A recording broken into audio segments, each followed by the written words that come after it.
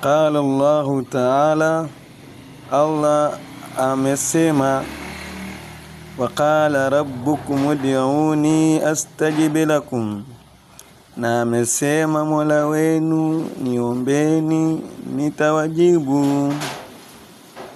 Dua ni ibada kama vile swala, na Allah mwenyewe ametutaka tumuombe. Na unapoomba unatakiwa tu kuwa na yakini, kwa sababu aliyowasema tuombe ni yeye.